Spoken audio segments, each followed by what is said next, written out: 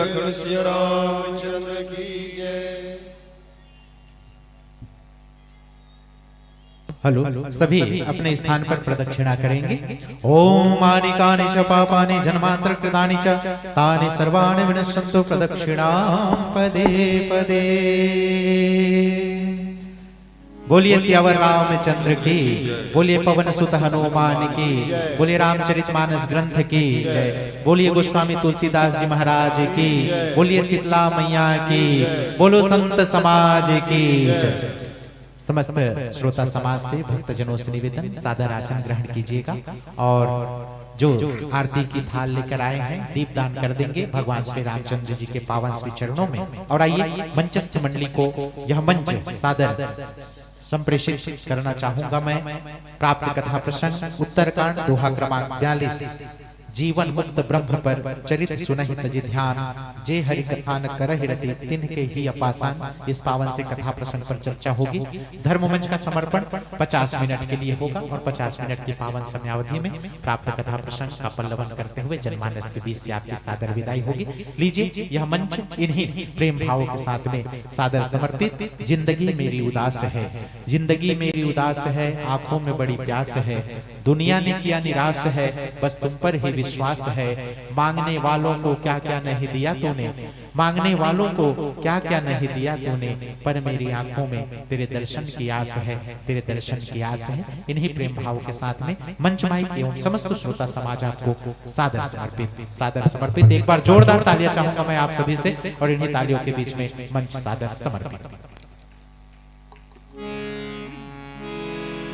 शांतम शाश्वतम ब्रह्मेमनघम निर्वाण शांति प्रदम ब्रह्म सम्मुखनिषेव्यमनिशम वेदांत वेद्यम विभुम रामाख्यम जगदीश्वरम सुरगुरुम माया मनुष्यम हरि वंदेहम करुणाकरम रघुवरम भूपाल चूड़ामणिम नान्य स्पृहा रघुपते हृदय स्मृतिये सत्यम वदामि च भवान खिलांतरात्मा भक्तिम प्रेक्षरूपम गणभराम में कामाय दोषरितम कुरुमान संच अतुलित बलधामम हेम शैलाब्देहम धनुद्वन कृशानम ज्ञानी नामग्रगण्यम सकल गुणधानम वानराणाम धीशम रघुपति भक्तम वातजातम नमामि।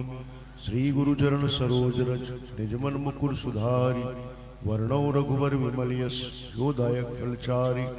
प्रभु समृत सर्वज्ञ शिव सकल कला गुणधाम योग ज्ञान वैराग्य निधि प्रणत कल्पतरुनाम।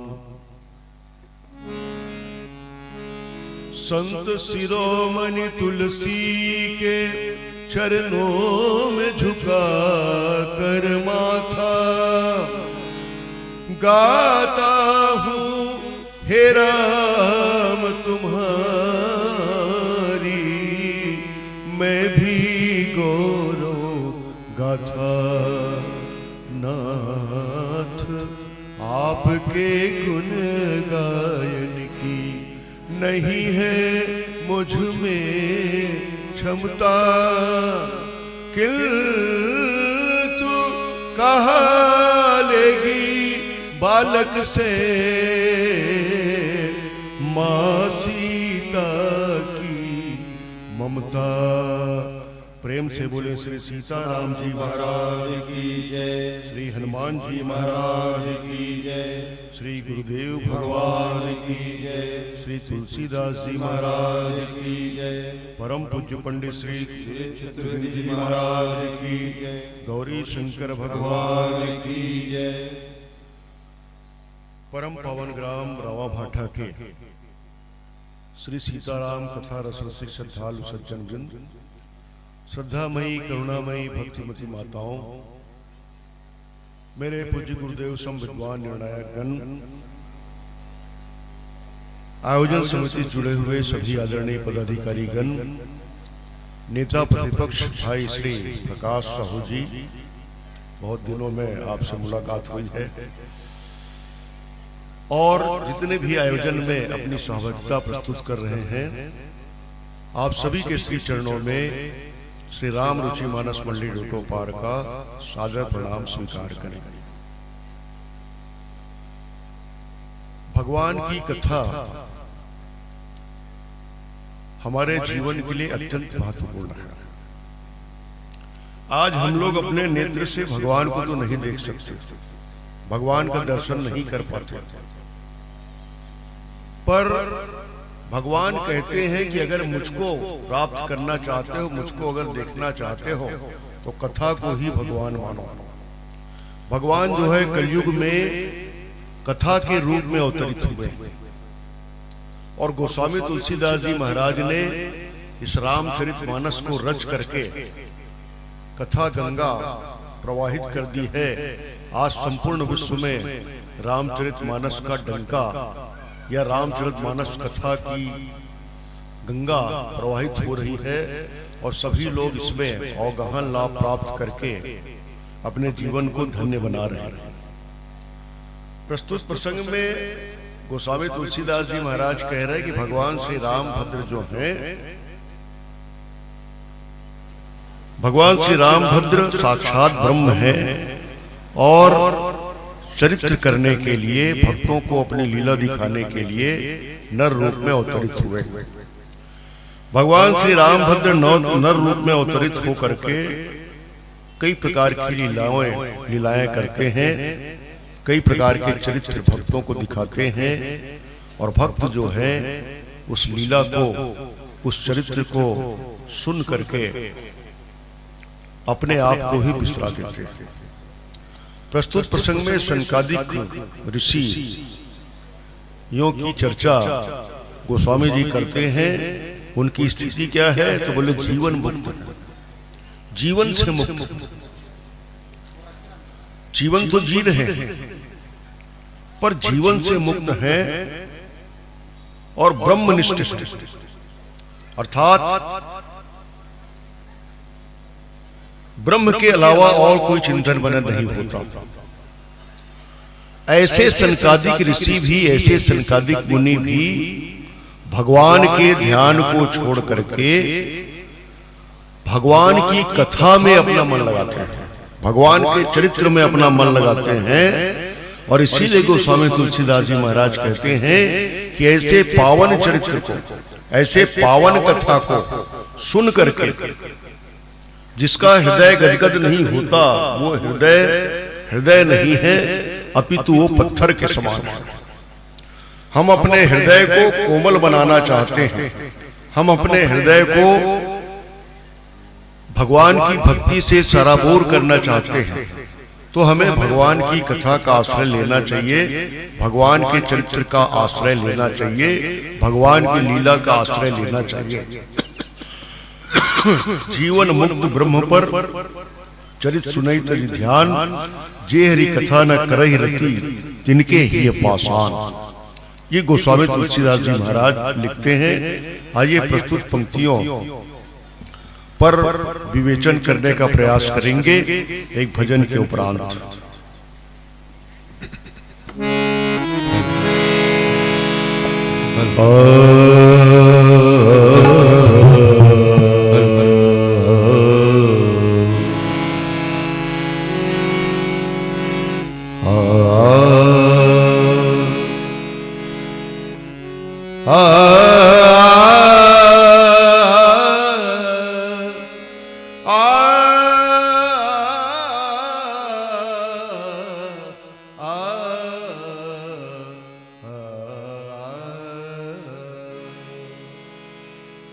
जीवन के मालिक ये जीवन तेरे बिन,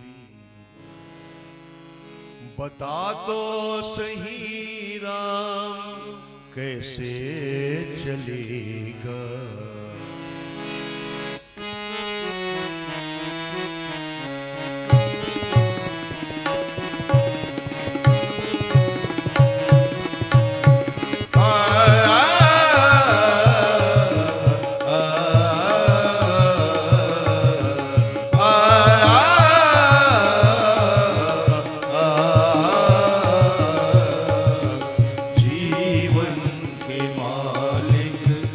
जीवन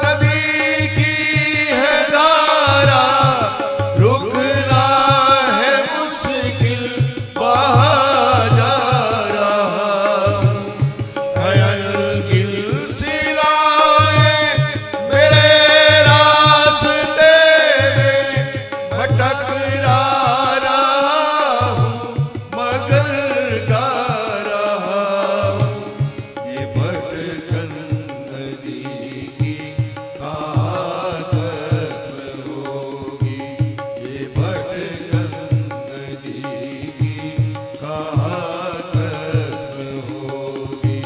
जो तेरी कृपा का न सागर खिलेगा, जीवन के मालिक ये जीवन तेरे बिन, जीवन के मालिक।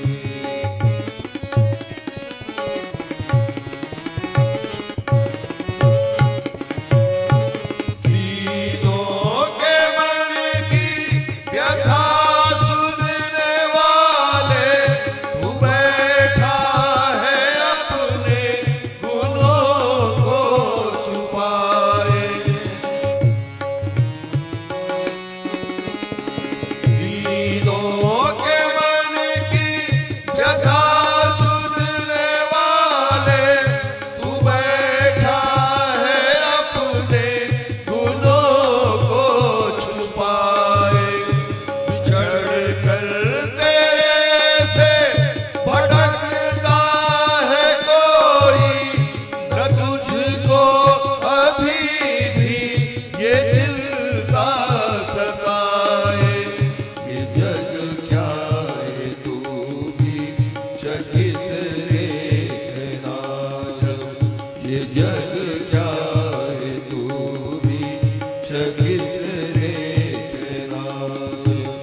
मेरे अवगुणों का खजाना खुलेगा, जीवन के मालिक ये जीवन तेरे बिन।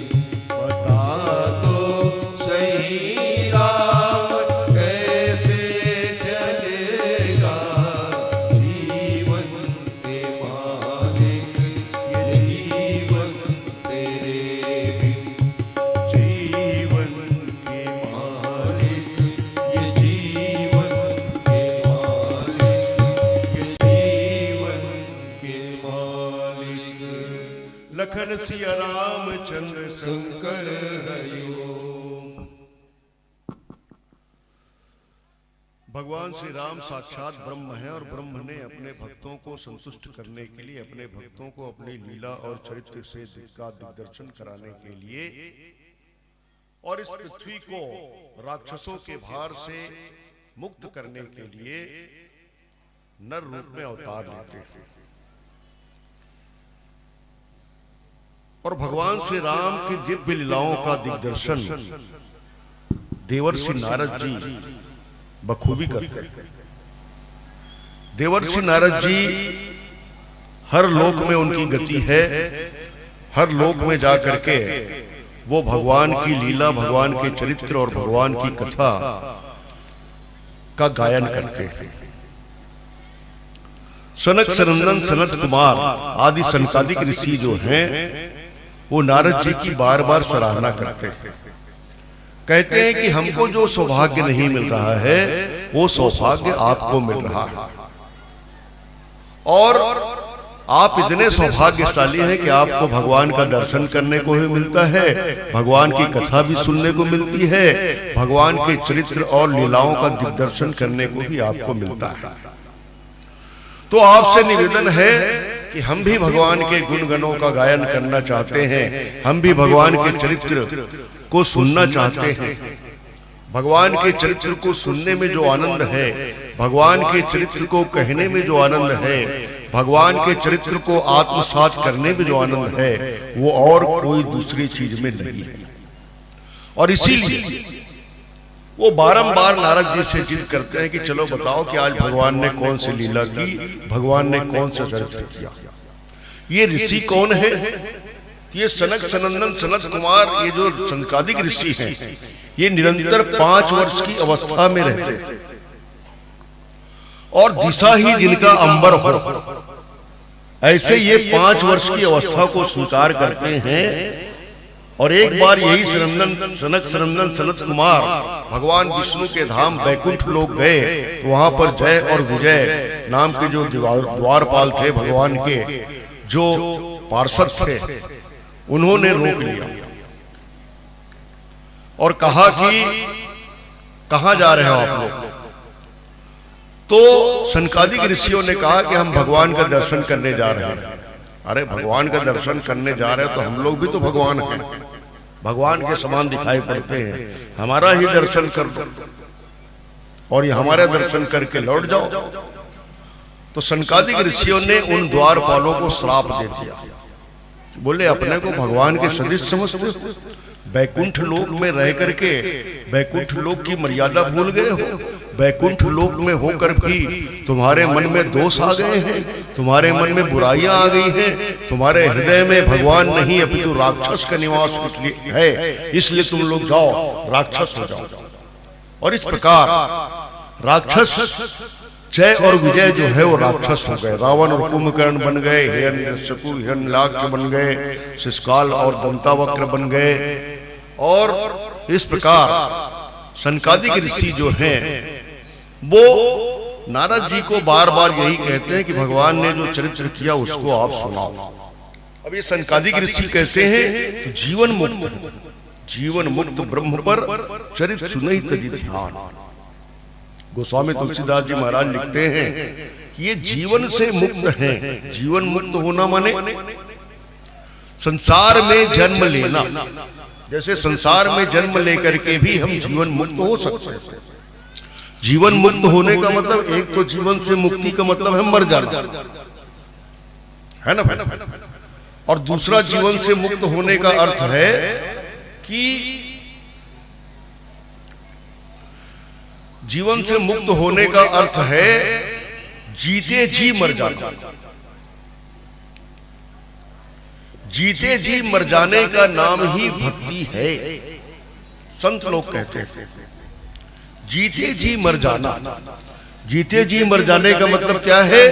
जीते जी मर जाने का मतलब है अपनी इच्छा को मार देना। कबीरदास जी ने कितनी सुंदर बात कही।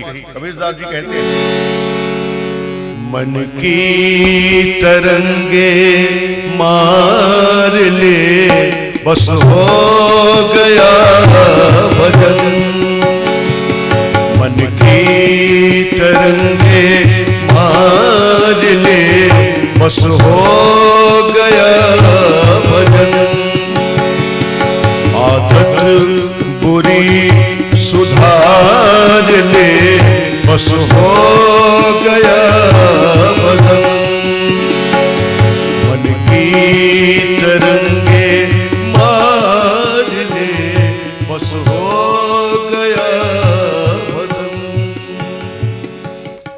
कबीरदास जी से कहा गया जीवन से मुक्त होने का उपाय क्या है? जीवन से मुक्त होने का उपाय मतलब है जीते जी मर जाने का नाम ही जीवन से मुक्ति होना, जीवन से मुक्त होना। जीवन से मुक्त होना मतलब अपनी इच्छाओं को सीमित कर देना, अपनी इच्छा को भगवान की इच्छा में मिला देना। यही जीवन से मुक्त होने का उपाय है। स्वामी राम तीर्थ, जब उनका नाम तीरथ राम था, कॉलेज के प्रोफेसर थे, और कॉलेज के प्रोफेसर तीरथ राम जी किसी मार्ग से गुजर रहे थे। वो ऐसा मार्ग था जहां पर रेत का मैदान था, बीच में सड़क बनी हुई थी, और रेत के मैदान में बहुत से साधु महात्मा बिल्कुल मुर्दों की तरह पड़े पड़े थे। रेत उनको देख करके ऐसा लग रहा था जैसे वो मर गए, वो जीवित नहीं, वो मर गए। तो तीरथ राम जी ने पूछा, तीरथ राम मुर्दों से बोला। वो मुर्दे नहीं थे वो, लेकिन अपनी इच्छाओं को मार दिया और पड़े थे रेत में, बिल्कुल जैसे वो मर गए। तो तीरथ राम मुर्दों से बोला, हमको कुछ बतलाओगे? माने आपकी स्थिति कैसे ऐसे हुई, आपने अपनी इच्छाओं का दमन कैसे किया है, आपने अपने इंद्रियों का निग्रह कैसे किया है, आप जीते जी मर कैसे गए हैं, इसका राज हमें बताओगे? तीरथ राम मुर्दों से बोला हमको कुछ बतलाओगे? तो मुर्दों में से मुर्दा बोला, देखिए उन्हीं मुर्दों में से एक मुर्दा बोला, तीरथ राम मुर्दों से बोला हमको कुछ बतलाओगे? तो मुर्दों में से मुर्दा बोला मर जाओगे। इस स्थिति को प्राप्त करने के लिए मर जाना पड़ता है। मर जाने का नाम ही जीते जी मर जाने का नाम ही जीवन से मुक्त होना है। जीवन से मुक्त होने का मतलब यह है कि भव बंधन में नहीं पड़ना। ये संसार क्या है? ये संसार माने भव माने संसार, और संसार की तुलना सागर से की गई है, संसार की तुलना समुद्र से की गई है। संसार जैसे समुद्र को हम लोग देखते हैं, समुद्र को देखते हैं तो समुद्र का एक तट दिखाई पड़ता है पर दूसरा तट दिखाई नहीं पड़ता। तो समुद्र का एक किनारा दिख रहा है, मतलब निश्चित मानिए कि दूसरा किनारा भी होगा, पर हमको वो दिख नहीं रहा।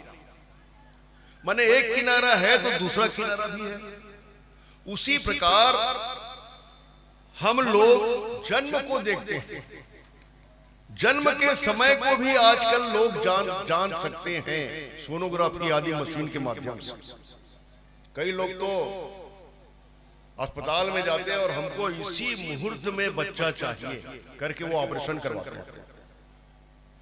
माने जन्म के समय को निश्चित कर लेते हैं। लेकिन जन्म के समय को तो हम एक बार निश्चित कर सकते हैं, जन्म का तट तो हमको दिखाई पड़ता है पर मृत्यु का तट दिखाई नहीं पड़ता। लेकिन जन्म का तट ये सिद्ध करता है कि हमारी मृत्यु भी एक दिन होगी, ये बिल्कुल तय है। यद्यपि सब लोगों ने, कई लोगों ने, निशाचरों ने और हम लोग भी मृत्यु को जीतना चाहते हैं, मृत्यु के भय से कांप जाते हैं। कोई अगर हमको ये कह दे कि तुम मर जाओगे अमुक दिन, तो हम लोग डर जाते हैं, या उस कहने वाले को बुरा भला कहते हैं कि हमारा मरना खोज रहे हो तुम।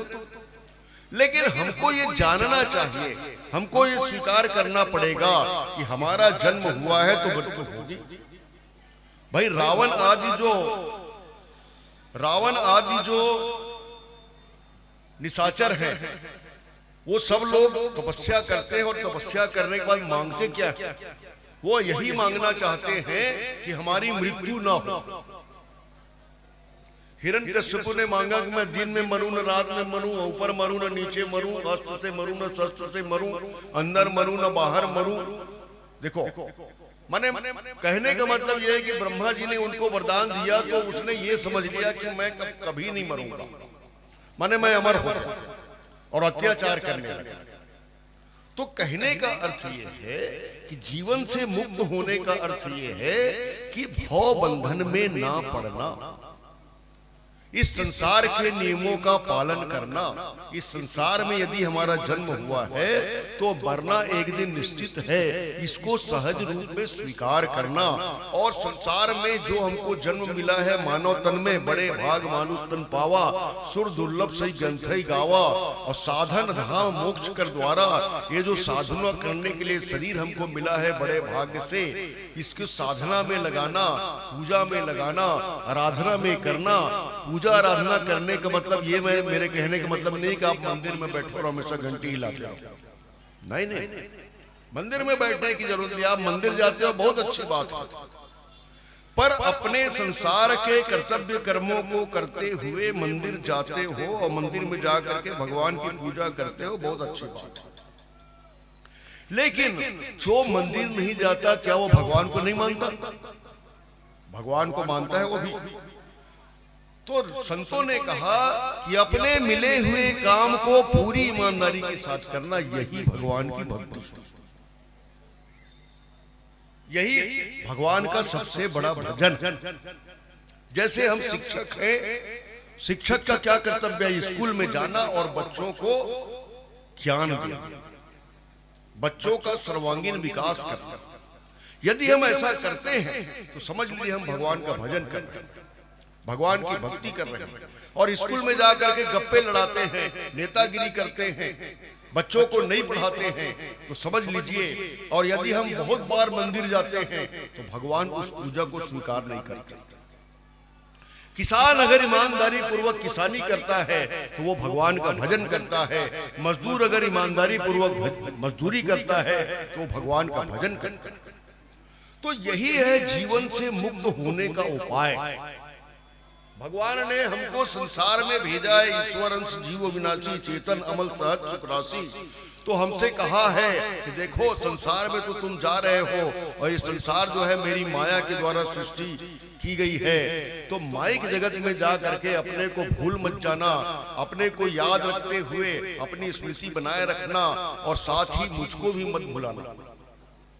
हमारी दृष्टि केवल माया में उलझ जाती है, ये संसार माया है और हमारी दृष्टि केवल माया में उलझ जाती है। यदि हमारी दृष्टि माया से उठकर मायापति तक चली जाए तो हमारा जीवन मुक्त हो जाता है। उसी प्रकार हमारी दृष्टि अगर जगत से ऊपर उठकर जगदीश तक चली जाती है तो हमारी दृष्टि पवित्र हो जाती है। तो यही है जीवन मुक्त होने का उपाय। तो ये जो संकादिक ऋषि हैं ये जीवन से मुक्त है, अर्थात इनके मन में कोई इच्छा नहीं, बस एक ही इच्छा है कि हमको भगवान का चरित्र सुनने को मिले, हमको भगवान की कथा सुनने को मिले, हमको भगवान की लीला को देखने का अवसर मिले। ये जीवन मुक्त कहा गया। और उसके पश्चात क्या कहा जा रहा है? ब्रह्म पर, माने ब्रह्म में इनकी निष्ठा है, ब्रह्मनिष्ठ पुरुष है।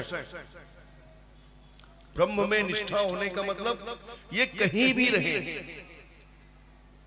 इनका केवल एक ही ठिकाना है कि वो हमेशा ब्रह्म के पास रहते हैं, भगवान के निकट रहते हैं। जैसे हम लोग उपवास करते हैं, कोई लोग मंगल को उपवास रखते हैं, कुछ लोग शनिवार को उपवास रखते हैं। उपवास का मतलब क्या? उपवास का मतलब केवल इतना नहीं है कि हम खाली पेट रहें। उपवास का अर्थ है मन से भगवान के निकट रहना। शरीर से हम कहीं भी रहें, अरे ये शरीर मिला है, 2 कदम 2 पैर मिले हैं, तो इसके द्वारा हमको कहीं भी जाना पड़ सकता है। लेकिन कहीं भी जाते हैं उसके बाद भी हमारे मन में भगवान का भाव होना चाहिए, ब्रह्म का भाव होना चाहिए। हम कहीं पर भी जा करके भगवान की भक्ति कर सकते हैं, कोई भी काम करते हुए हम भगवान की भक्ति कर सकते हैं, बर्तन मांजते हुए भी हम राम राम कर सकते हैं, भोजन करते समय भी हम भगवान को याद कर सकते हैं, कुछ भी काम करते हुए हम ईश्वर को याद कर सकते हैं। अगर ऐसा करते हैं तो यही है ब्रह्मनिष्ठ होना। अब ये सनकादिक ऋषि जो है वो जीवन से मुक्त हैं और ब्रह्म में इनकी निष्ठा है। इसलिए कबीरदास जी महाराज ने कहा ना, कबीरदास जी से कहा गया कि आप कहाँ रहते हो। वैसे तो कबीरदास जी भौतिक रूप से कुटिया में रहते थे, लेकिन कबीरदास जी कहते हैं कि हम कहीं भी रहे पर हमारा तो एक ही ठिकाना है। और क्या ठिकाना है? तो कबीरदास जी ने कहा, बैठे सोते खड़े उताने, कहे कबीर हम वही ठिकाना। हम चाहे बैठे रहे, चाहे सोते रहे, चाहे खड़े रहे, लेकिन हम तो केवल और केवल भगवान के पास रहते हैं। हमारा मन हमेशा भगवान के पास रहता है। तो ऐसा जिनका मन है, जो हमेशा ब्रह्म में निष्ठ होता है, ऐसा जो भगवान के सगुण रूप को हमेशा जिसका ध्यान करते हैं, जिसके चरित्र को सुनते हैं, और ये जो मुनि है वो ध्यान में मग्न रहने वाले हैं। देखिए ध्यान एक क्रिया, आजकल उसको इंग्लिश में मेडिटेशन कहा जाता है। आजकल मेडिटेशन खूब चल रहा है। लोग बाग भौतिकता से इतना परेशान हो गए हैं, भौतिक जीवन से इतना ज्यादा परेशान हो गए हैं कि उनको सब कुछ तो मिल रहा है पर शांति नहीं मिल रही, सुख नहीं मिल रहा है। जिस सुख की अभिलाषा है, वो जो शाश्वत सुख है। क्या हुआ, हमारे पास मोटर है, गाड़ी है, खाने पीने के लिए एक से एक सामान है, पर मन में अगर शांति नहीं है तो ये सारी चीजें बढ़ सकती। गोधन गजधन बाज धन और रतन धन खानी, जब आवे संतोष धन सब धन धूरी समान। तो चरित सुनहि तज ध्यान, हमेशा ध्यान करते हैं। ध्यान माने देखिए, ध्यान में तीन चीजें होती हैं। एक तो ध्याता, जो ध्यान करता है उसको ध्याता बोलते हैं। मान लीजिए मैं ध्यान करता हूं तो मुझको ध्याता कहा जाएगा। और किसका ध्यान कर रहा हूं? देखिए, ध्यान करने के भी कई तरीके हैं। कुछ लोग संसार का ध्यान करते हैं, लेकिन नहीं, जब तक हम ईश्वर का ध्येय नहीं करेंगे, जब तक हम अपने इष्ट देव का ध्यान नहीं करेंगे, तब तक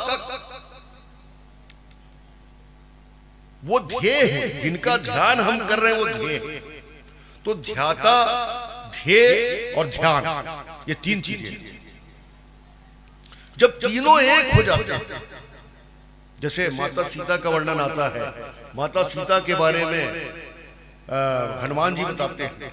हनुमान जी से पूछा गया कि हनुमान ये बताओ कि सीता जी जीवित कैसे, सीता जी अपने प्राणों को कैसे रोक करके रखी। तब हनुमान जी ने बताया ध्यान का तरीका, नाम पाहरू दिवस निसी, ध्यान तुम्हार कपाट, लोचन निज पद जंत्रित, प्राण जाहि के ही बाट। सीता माता अपने प्राणों को कैसे रखी है? तो बोले नाम पाहरू, नाम का पहरा लगा हुआ है। भगवान ने अपने नाम महाराज को पहरेदार नियुक्त कर दिया है। वो पहरेदार कैसे है? बोले दिवस निशी, 24 घंटे उसका पहरा है, ताकि माता जानकी के प्राण ना निकल सके। तो नाम पाहरू माने जिभ्या में राम का नाम है, और ध्यान तुम्हार कपाट। भाई अगर हम लोग ऐसे मकान में रहते हैं जहां पर फाटक ही नहीं है, तब तो गड़बड़ है, कोई भी चोरी कर सकता है। तो फाटक कौन है, कपाट कौन है? तो ध्यान तुम्हार कपाट। माता जानकी हमेशा भगवान का ध्यान करती, राम जी का ध्यान करती। तो ये ध्यान ही मानो कपाट है। और लोचन निज पद जंत्र, कपाट भरा है, उसमें अगर संकल ताला नहीं है तो भी बेकार। तो माता जानकी क्या करती थी कि निजपद नयन दिए मन, राम पद कमल में, अपने चरणों को हमेशा देखती थी अपने नेत्रों से। तो वो चरणों को देखना ही मानो वो ताला और सकरी। और इस प्रकार माता जानकी के प्राण कैसे जा सकते हैं ऐसी स्थिति में। इस प्रकार हनुमान जी महाराज समाचार देते हैं। तो सुनहि चरित्र सुनहि तज ध्यान, ये सनकादिक ऋषि जो है ध्यान लगाने वाले हैं, लेकिन ध्यान लगाना छोड़ करके भी भगवान के चरित्र को सुनते हैं। भगवान के चरित्र में इतना ज्यादा आनंद है, भगवान की कथा में इतना ज्यादा रस है कि जो भगवान की कथा को सच्चे मन से सुनता है, सच्ची बुद्धि लगा करके सुनता है, चित्त लगा करके सुनता है, उसका जीवन धन्य धन्य हो जाता है। आइए और चर्चा करते हैं भजन के उपरांत।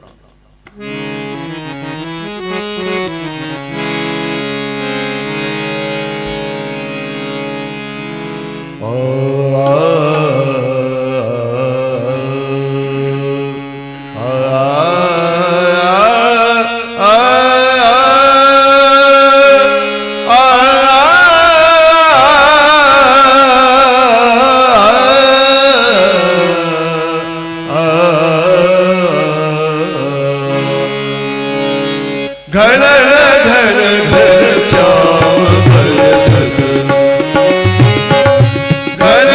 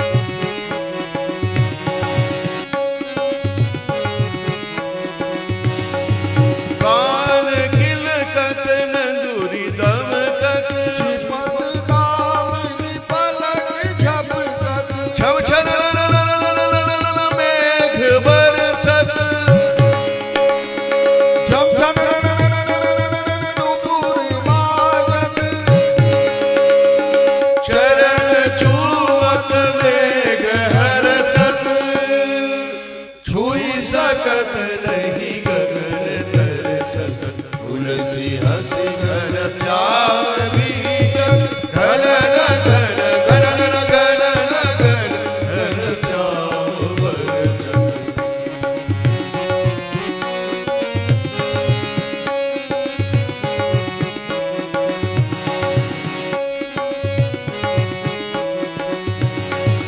बेगी धावत चकित हारी भुवन भुवनागण अटारी नाम ले यशोदा पुकारी गयो ललना बिहारी दिखी परत वो पीड़ित वारी कान भी जग देखी जग तुलसी हसी घन श्याम बीजत घन घन घन घन घन घन श्याम बरसत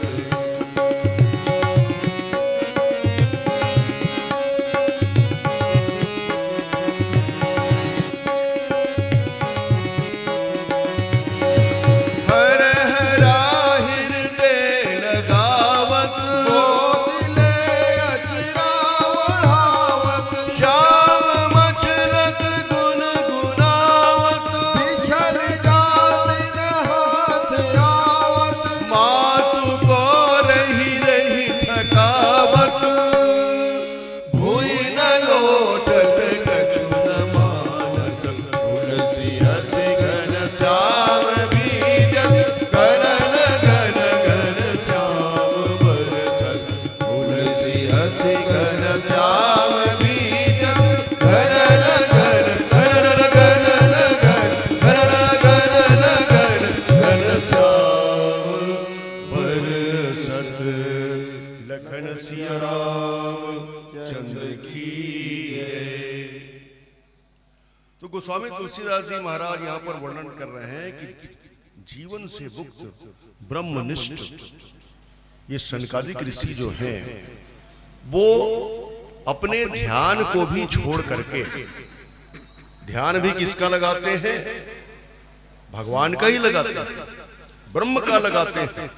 लेकिन वही ब्रह्म जो है वो जब भगवान श्री रामभद्र के रूप में आए हैं, मनुष्य रूप में आए हैं, करत चरित नर अनुहरत संस्कृति सागर सीत,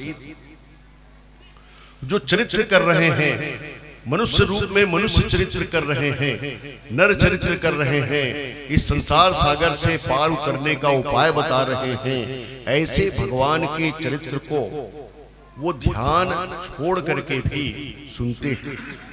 और इसीलिए यहाँ पर कहा जा रहा है, गोस्वामी तुलसीदास जी महाराज कहते कि ऐसे सनकादिक ऋषि जो जीवन से मुक्त हो गए हैं, जो ब्रह्मनिष्ठ हैं, जो ध्यान को लगाना छोड़ करके भगवान के चरित्र को सुन रहे हैं, तो गोस्वामी तुलसीदास जी महाराज हमें उलाहना देते हुए कहते हैं कि जे हरि कथा न करहि रति तिनके ही पाषाण। देखिए, हृदय अत्यंत कोमल होता है, हृदय एक मुट्ठी के आकार का होता है, लेकिन इस हृदय का इतना ज्यादा महत्व है हमारे शरीर में कि हृदय अगर धड़कना बंद कर दे तो हमारा शरीर जो है निष्प्राण हो जाएगा। तो इस हृदय को कैसे होना चाहिए? इस हृदय को कोमल होना चाहिए। इस हृदय में क्या होनी चाहिए? इस हृदय में भक्ति होनी चाहिए, इस हृदय में भगवान की भक्ति होनी चाहिए, मस्तिष्क में ज्ञान होना चाहिए और शरीर के द्वारा हमको सत्कर्म करना चाहिए। और ऐसा कब हो सकता है? जब हम भगवान की कथा में रत हो जाएं। यहाँ पर लिखा गया, जे हरि कथा न करहि रति। कहते हैं कि भगवान की कथा से जो प्रेम नहीं करते, यही बात तो नौधा भक्ति में भी कहा गया भगवान के द्वारा माता सबरी को। प्रथम भगति संतन कर संगा, गम गम गम धम गम गसनि गम गम गम धम गम गसनि धनि नि धनि नि धनि धनि धम गम धनि नि धनि नि धनि धनि धम गम गसा। प्रथम भगति संतन कर संगा, प्रथम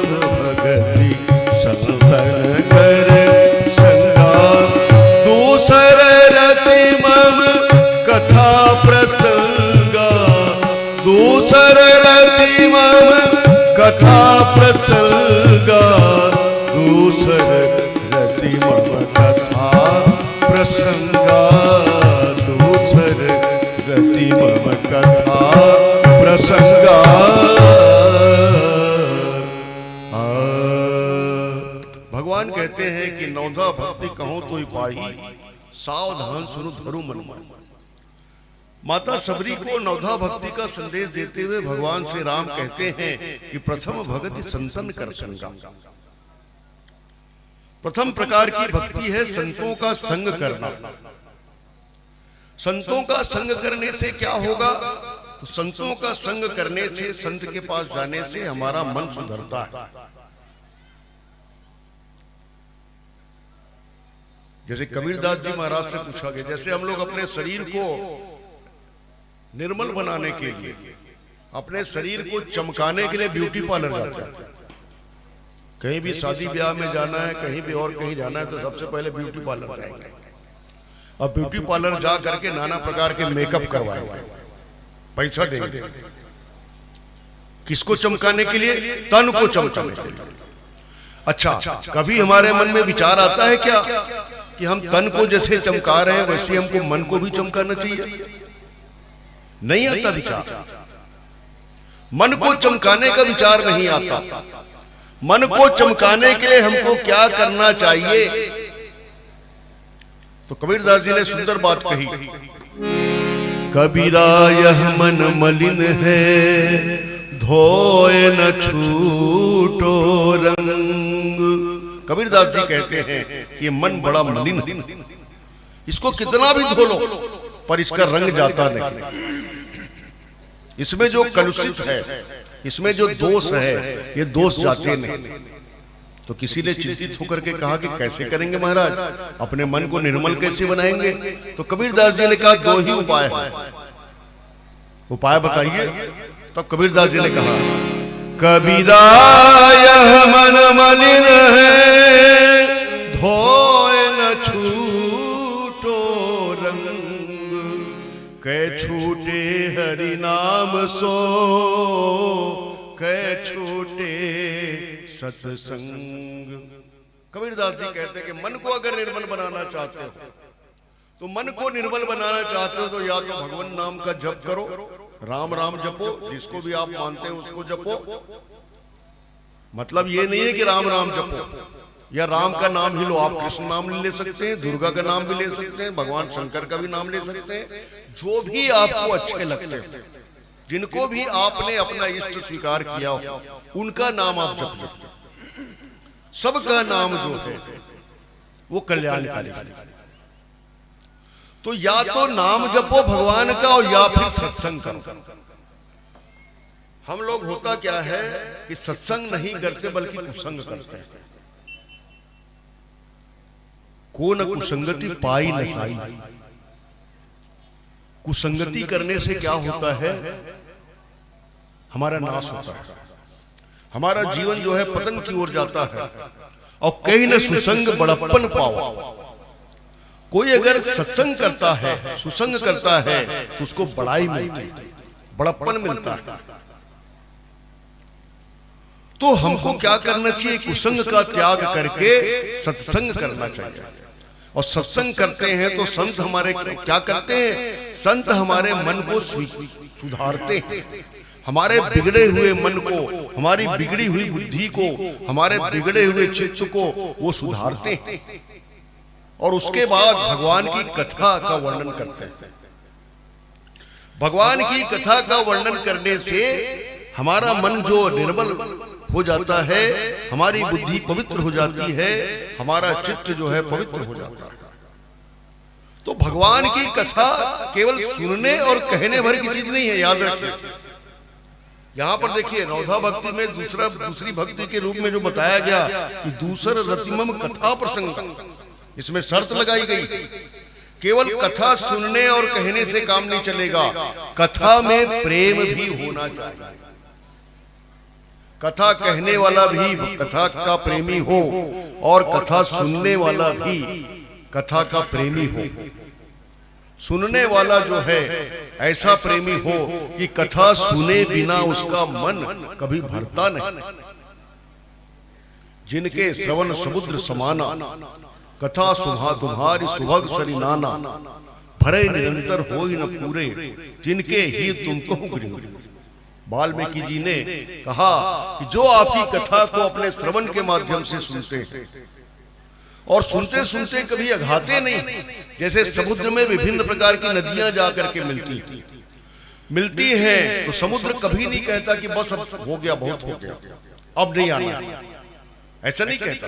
समुद्र में जितना भी जल डाल दो, समुद्र का जल स्तर बढ़ता नहीं है, और समुद्र से जितना भी जल निकाल लो, समुद्र का स्तर बढ़ता नहीं। तो जिनके कान समुद्र की तरह हो गए, ऐसे व्यक्ति के हृदय में आप निवास करो, ये वाल्मीकि जी महाराज भगवान से राम से कहते हैं। तो कहा जा रहा है यहां पर कि जे हरि कथा न करहि रति, जो भगवान की कथा से प्रेम नहीं करते। देखिए, भगवान शंकर जो है वो कथा के मामले में बड़े सजग। भगवान शंकर कहते हैं कि कथा सुनने के लिए कहीं भी जाना पड़े, भगवान शंकर चले जाते हैं। और क्या प्रेरणा देते हैं? कथा कहीं भी हो, जा करके उसका श्रवण करो। कथा कहने वाला कोई भी हो, वक्ता चाहे कम पढ़ा लिखा क्यों न हो, पर उसके द्वारा कही गई भगवान की कथा का श्रवण करो। ये भगवान शंकर सुनने में तो बहुत ज्यादा, भगवान शंकर की बराबरी कोई नहीं कर सकता सुनने में, क्योंकि वर्णन आता है कि एक बार त्रेता जुग माही शंभु गए कुंभज ऋषि पास। कुंभज ऋषि के आश्रम में गए। अब थोड़ा विचार करके देखिए, कुंभज किसको बोलते हैं? जिसका जन्म कुंभ से हुआ। कुंभ माने घड़ा, जिसका जन्म घड़े से हुआ। और भगवान शंकर कौन है? भगवान शंकर की तुलना हम समुद्र से कर सकते हैं। तो घड़े के बेटे के पास कथा सुनने के लिए स्वयं भगवान शंकर रूपी समुद्र जाते, चाहते तो नहीं जाते। अरे घड़े के बेटे के पास क्या जाना, छोटे मोटे वक्ता के पास क्या जाना, हम लोग भी कुछ ऊंचा सुनना चाहते हैं। एक दृष्टांत मुझको याद आ गया कि एक बार क्या हुआ कि एक महात्मा जी किसी गांव में बैठे हुए थे, आकर के ठहरे हुए थे। एक सेठ जी गए, बहुत नामी गिरामी सेठ जी थे, बहुत धन संपदा उनके पास थी। तो सेठ जी ने कहा कि महाराज, आपके पास मैं आया हूं, आपके चरणों में प्रणाम है, आप ऐसा कोई ऊंची चीज मुझको बताओ कि जिससे मेरे जीवन में तत्काल परिवर्तन आवे। ऐसा कोई मंत्र बताओ, आप ऐसी कोई ऊंची चीज बताओ कि जिससे मेरे जीवन में तत्काल परिवर्तन आवे। तो संत ने कहा कि भैया क्या ऊंची चीज के बारे में, क्या ऊंची चीज के पीछे लगे हुए हो? अरे राम राम जपो, राम का नाम लो, इससे बढ़कर के ऊंची चीज और कुछ नहीं है। मां मंत्र जपत महेशु काशी मुकुति हेतु उपदेशु। अरे ये महामंत्र है जिसका जाप भगवान शंकर करते हैं। भगवान शंकर के बारे में कहा जाता है, तुम पुनि राम राम दिन राती, तुम पुनि राम राम दिन राती, सादर जपहु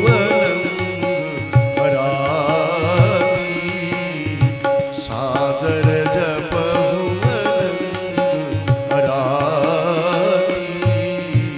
भगवान शंकर जो है हमेशा राम राम जपते हैं। भगवान शंकर महादेव है, वो राम राम जपते हैं। मतलब राम जो है वो महामंत्र, राम का नाम। तो सेठ जी से महात्मा जी ने कहा, अरे राम राम करो, तुम्हारे जीवन में परिवर्तन आएगा। अब सेठ जी जो है नाक भाव सिकुड़ते हुए कहने लगे कि महाराज, हम आपसे ऊंची चीज की मांग कर रहे हैं, आप कोई सड़ी गली चीज हमको देना चाहते हैं। ये राम राम में क्या रखा हुआ है? ये राम के नाम को हम लोग बचपन से सुनते आ रहे हैं, कभी हमारे जीवन में कोई चमत्कार नहीं हुआ, हमारे जीवन में कोई परिवर्तन नहीं आया। तो महात्मा जी समझ गए कि अरे थोड़ा गड़बड़ वाला आदमी है ये। तो इसलिए महात्मा जी बनावटी गुस्से में बोले, अरे तू क्या जानेगा साले राम नाम के प्रभाव को? अब बस ये साले शब्द सुना सेठ जी, जो महात्मा जी के चरणों में पहले प्रणाम कर रहे थे, वो लाठी लेकर के महात्मा जी को मारने के लिए दौड़े। तो सेवकों ने रोका और महात्मा जी बोले आने दो उसको, आने दो, कोई बात नहीं, कोई बात नहीं। क्यों भाई, क्या बात है, कैसे मुझको मारने के लिए दौड़ रहे हो? तो आप हमको गाली देते हो? तो महात्मा जी ने समझाते हुए कहा कि देखो, साले में भी 2 अक्षर है और राम नाम में भी 2 अक्षर है। ये 2 अक्षर के साले को सुन करके तुम्हारे जीवन में कितना परिवर्तन आ गया।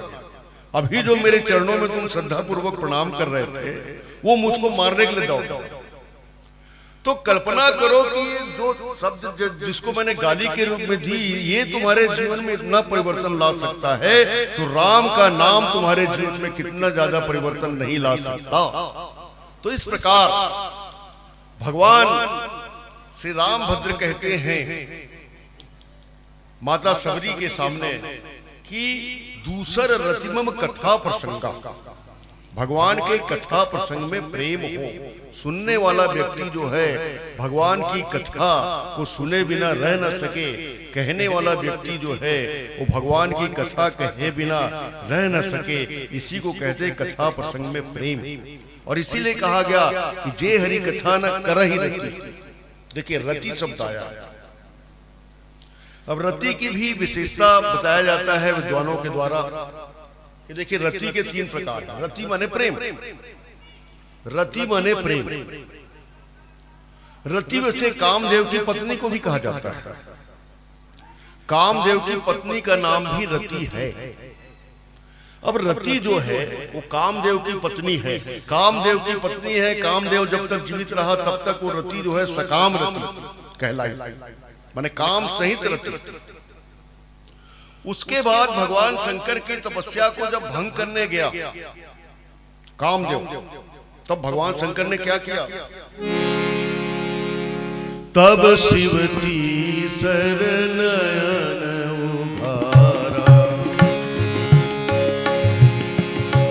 तब शिवती सरनयन उभारा, चितवत काम भयउ जरि छारा, चितवत काम भयउ जरि छारा, तब शिवती सरनयन उभारा, तब शिवती सरनयन उभारा। भगवान शंकर ने उस समय क्या किया? अपने तीसरे नेत्र को खोल करके काम को जला करके भस्म कर दिया। अब काम जो है जल करके भस्म कर दिया, तो रति के साथ अब काम नहीं है, तो वो रति अब कौन सी रति हो गई? निष्काम रति, निष्काम रति हो गई। और भगवान शंकर ने रति से क्या कहा? अब ते रति तो नाथ कर होई ही नाम अनंग। अब तुम्हारा पति जो है वो अंग धारी नहीं होगा बल्कि अनंग होगा, माने बिना अंग के होगा, बिना अंग के सब लोगों को व्यापेगा। तो इस तरह से ये काम, ये रति कौन सी रति हो गई? तो बोले अनंग रति। 3 प्रकार की रति, सकाम रति, निष्काम रति और अनंग रति। तो यहाँ पर रति से शब्द से अर्थ है निष्काम रति। भगवान की कथा में हमको रत होना पड़ेगा, और नहीं तो हमारा हृदय जो है वो हृदय नहीं कहलाएगा, अपितु वो पाषाण कहलाएगा, वो पत्थर कहलाएगा। तो इसलिए आपके इस गांव में भगवान की कथा हो रही है, भगवान के चरित्र का गुणानुवाद हो रहा है। यदि आप भगवान के चरित्र का गुणानुवाद को मन बुद्धि चित्त लगा करके सुनेंगे तो आपके हृदय में निश्चित रूप से भक्ति आएगी। हमारा हृदय कोमल होगा और हमारा हृदय दयालु होगा। तो ऐसे ही हृदय की आवश्यकता है। आइए एक भजन के बाद हम आपसे विदा लेंगे।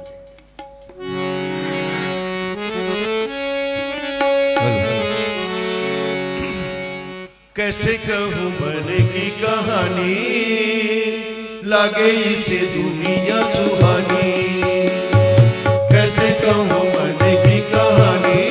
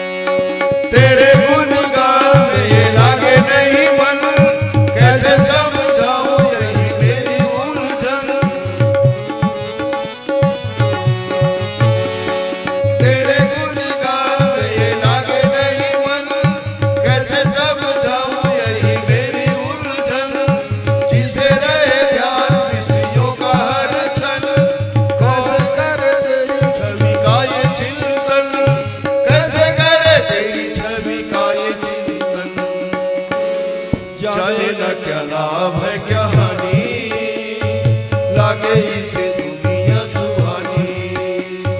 तेरे चरणों से दूर रहना आदत है इसकी पुरानी। ओ मेरे राघव, ओ मेरे प्रीतम, ओ मेरे राम, कैसे कहूँ मन की कहानी, लागे इसे दुनिया सुहानी।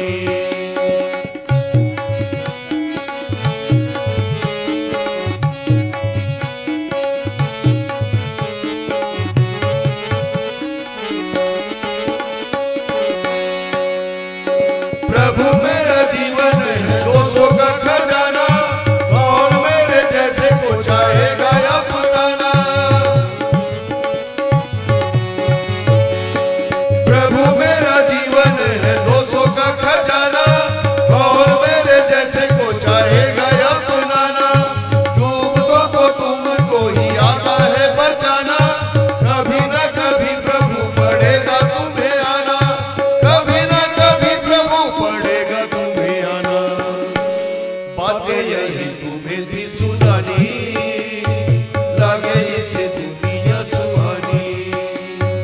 तेरे चरणों से दूर रहना आदत है इसकी पुरानी।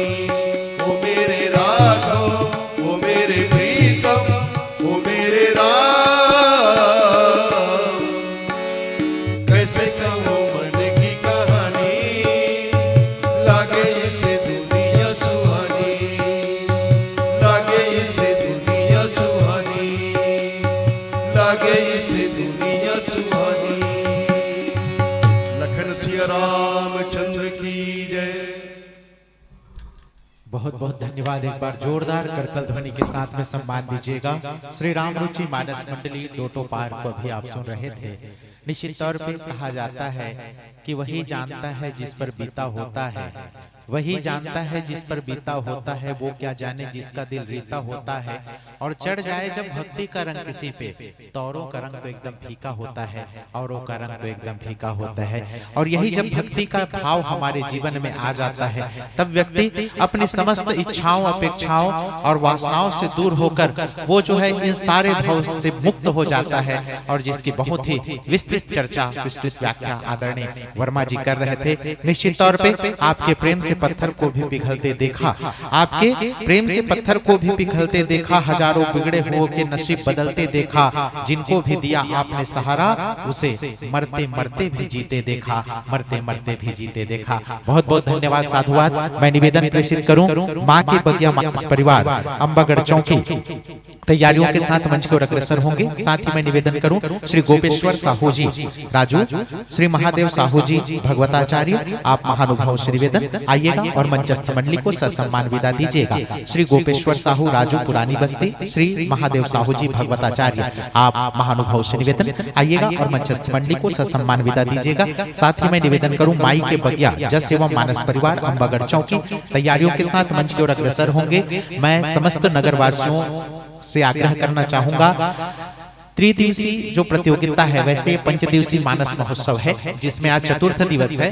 प्रतियोगिता का यह तृतीय दिवस है, अंतिम दिवस है और हमारे पास अब केवल 2 मंडली शेष है। अभी माई के बगिया और उसके पश्चात गोविंदम मानस परिवार, 2 मंडली हमारे बीच में मंचस्थ होगी और उसके पश्चात हम जो है परिणामों की ओर चलेंगे। मैं निवेदन करूंगा, हम आप सभी इन 2 मंडलियों को अपना पर्याप्त समय देंगे। साथ ही मैं समस्त दानदाताओं से आग्रह करना चाहूंगा जिन्होंने दान की घोषणा की है और अभी तक उनके दान यहाँ तक नहीं पहुंचे हैं, क्योंकि कल समापन हो जाएगा, तो समापन से पूर्व जो है आपकी दी हुई आहुति जो है वो यज्ञ में जाए। तो मेरा निवेदन होगा कि जितने भी हमारे दानदाता है, हमारे आयोजन समिति के समक्ष अपनी दान की जो संकल्प की हुई राशि या अन्न जो भी है आप दान कर दें और यज्ञ के चलते आपकी आहुति हो जाए, तो इस धान की धन्य के समस्त आपके दान की जो है वो सार्थकता होगी। बहुत बहुत धन्यवाद। जनमानस ने आपको ये भाव पुष्प प्रेषित किए हैं। सुखी राम निषाद 20 रुपए, जलद निषाद रानी खोलपारा से 10 रुपए, गुप्त दान 20 रुपए, गुप्त दान 11 रुपए, अमन साहू 10 रुपए, तनु कंचन 50 रुपए की राशि प्रेषित करते हैं। श्री शिवाय नमस्तुभ्यम 101 रुपए की राशि प्रेषित करते हैं। आप सभी दानदाताओं को बहुत बहुत धन्यवाद साधुवाद संप्रेषित। और लीजिएगा मंचस्थ मंडली को ससम्मान विदा देना चाहेंगे। इन्हीं प्रेम भावों के साथ में लाख लाख शुक्रिया वाह वाह कहेंगे। मंच त्यागने का आगाह करेंगे। मर्यादा में व्याख्या करके लीला प्रभु की गाई है आग्रह मंच त्यागने की जो कि प्रेम विदाई है। मन तो नहीं चाहता कि आपका साथ छोड़ दे, पर यह भी नहीं हो सकता हम मंच की मर्यादा तोड़ दे।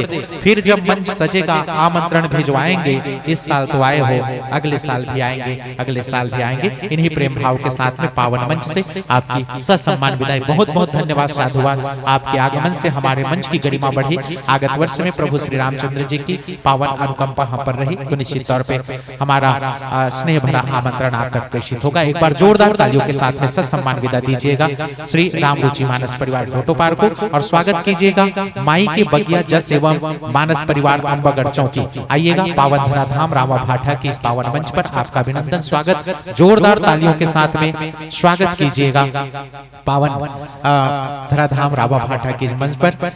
आइए पावन मंच पर आपका अभिनंदन करते हैं, स्वागत करते हैं। मंच पर विराजमान होंगे भगवान श्री रामचंद्र जी के पावन श्री चरणों को नमन करने के पश्चात जोरदार तालियों के साथ में स्वागत करें।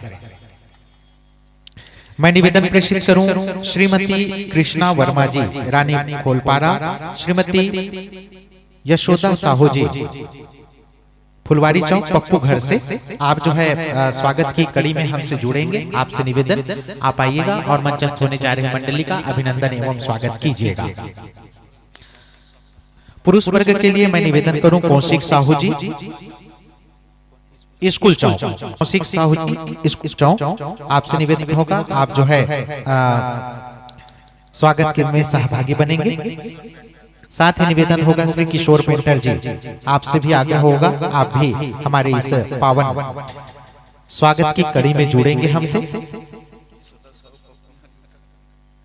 हाँ, श्रीमती कृष्णा वर्मा जी, श्रीमती यशोदा साहू जी।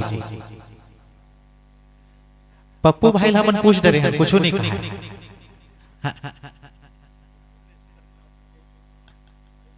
आइए स्वागत की कड़ी में हमसे जुड़िए, सादर आसन पाइए और अपने वाद्य यंत्रों की तैयारियां पूर्ण करें, आसन ग्रहण करें। आइए